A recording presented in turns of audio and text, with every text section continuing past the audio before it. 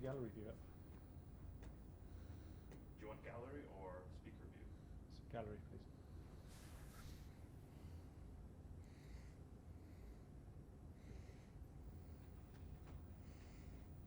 Good evening, everyone. Everyone hear us okay at the other end? Scotland captain Stuart Hogg. Okay. Okay. Stuart, just how frustrating was that performance today? I think it's a frustrating outcome. I think for large periods of that game we showed what we were about. We stood firm in defence, we really challenged them.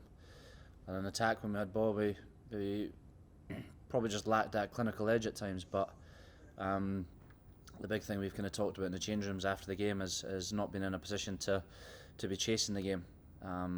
We believe we're a lot better than that, and unfortunately we've had to chase 24 points, which isn't ideal. Did it come down to, you talked about compounding errors in the Wales game, did it come down to that again today? Maybe a little bit at times, but I think it's difficult to take at the minute, and the boys are really disappointed with the final outcome. The frustrating thing for myself and the rest of the boys is we know we're a lot better than that, a lot better than what we showed at times. And it hurts, like this one really hurts, like every other defeat, but it's just frustrating. It's really frustrating, but look, it's what's happened has happened. We can't change it. We're going to have to stick together, pick ourselves back up, because it's a 6-day turnaround, and another chance to represent Scotland. That's 2 home games you've lost by the narrowest of margins. Do you feel, you mentioned frustration, do you feel that's a missed opportunity, given that if you'd won those 2 games, obviously you would still be in the hunt for the championship? I think that the thing that we've talked about is not being in a position to chase games, be in control from the very get-go, and we know how good we can be in attack, we know how good we can be in defence, but it has to happen from the very first whistle, and at times, especially in the first 20 minutes, we got on the wrong side of the referee, we didn't help ourselves. But look, it's pointless sitting here and concentrating on too much of what's happened. We're going to have to take on our learnings on board really quickly, and get back to what we do best this time next week. I think for us now it's a challenge because it's a 6-day turnaround. There's some battered and bruised bodies. We'll have to recover quick, take our learnings on board, and make sure we're in the best place possible come next Saturday. And you mentioned learnings. What positives can you take from that for the Italy game, and what things might you need to change to have a more positive outcome next week? I think the thing for us is just, we know fine well what we're about. We know we can stand firm in defence and challenge teams. We know that we can have that clinical edge in attack and finish off tries and score points and get us into the right areas of the field. It's just making sure we combine it from the very get-go.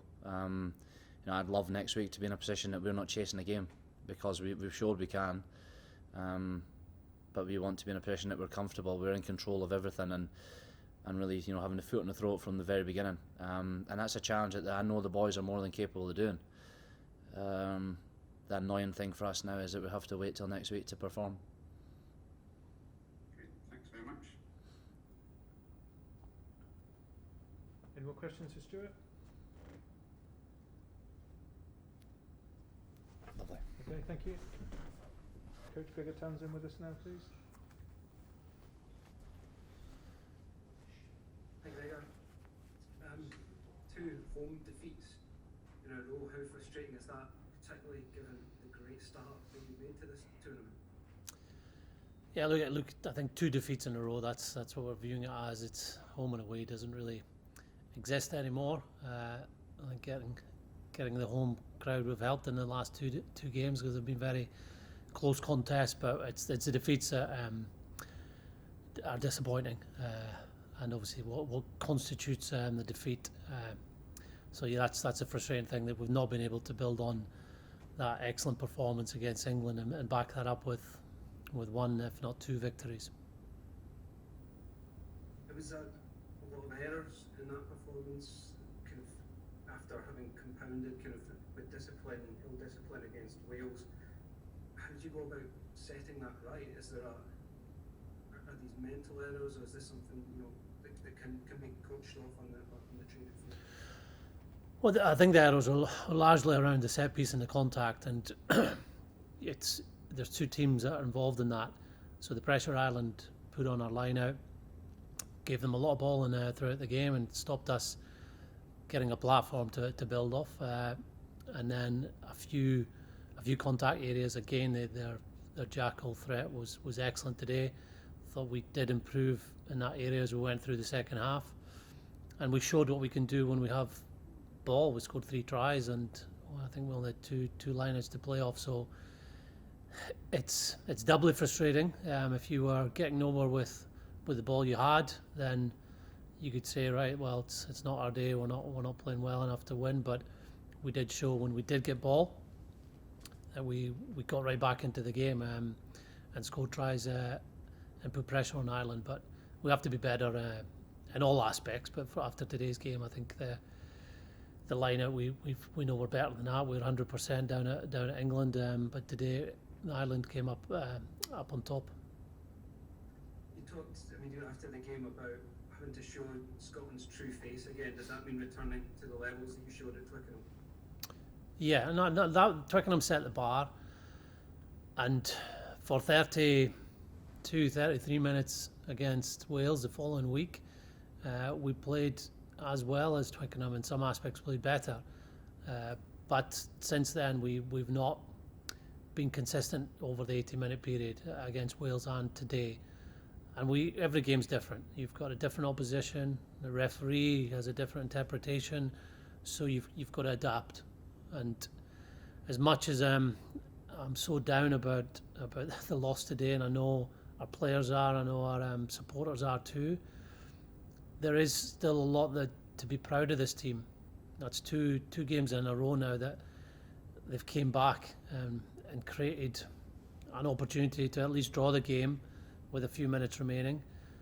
And this team has had to be adaptable right throughout the season. We had a scrum half playing a back row, we had a back row playing a second row, we had a full back playing a standoff, and we created, I think we scored 1 try during that period, maybe the second one as well. So it shows what we can do when we get things right, but we're just going to make sure we do that more often. Stuart Hogg was saying that you reckon it wasn't so much the game plan that was wrong, it was more to do with ill-discipline and the mistakes creeping in. Well, was it your game plan to be so open, or was it just the way the game panned out? Yeah, we definitely wanted to move Ireland around. We just didn't get the set piece play or set piece ball to threaten them with our plays, whether it was 1 or 2 phase plays. So we had to rely on getting counter attack ball or getting ball from restarts or getting ball from turnovers. But we certainly felt with the players we had and we have in our squad that we could move them into those wide channels. And that brings its risks sometimes. It brings rewards too, but we feel that's the right strategy for not only today but for us moving forward. Yeah, that's what I was going to say. You're going to sort of take that into the Italy game. What positives can you take from today into that game? And specifically about players, is there anybody doubtful for that game as a result today? Yeah, we'll look to get our players on ball, like we aim to do before every game. But there's a number of areas we have to improve for Italy.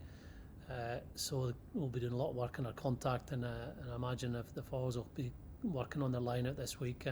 Our line-out defence was good today. It was strong. Our maul defence was strong, so that was a positive. In terms of players' availability, it is quite early to tell, but Finn was removed from play with a concussion, so it's unlikely he'll feature in 6 days' time. And Scott Cummings, we fear he might have a fracture in his hand, so if that's the case, he won't be involved next week. Johnny Gray had a shoulder issue, so we'll wait and see how he is. So that's 3 players. I imagine there'll be a few more that turn up at training on Tuesday sore, and we'll just have to see where we are then. Okay, thanks very much. Gregor, should the second try for the try was it Tad Burns' try? Should that be referred to the TMO? You guys probably have a better picture than me. Our people at home might have a better picture on TV replays. The one replay I saw, I didn't think he grounded it to begin with, but whether that was the case on other replays, I don't know. Obviously, Romain Poit thought that he'd seen the ball grounded, similar to Hamish Watson's. But obviously, Hamish Watson's was referred to TMO.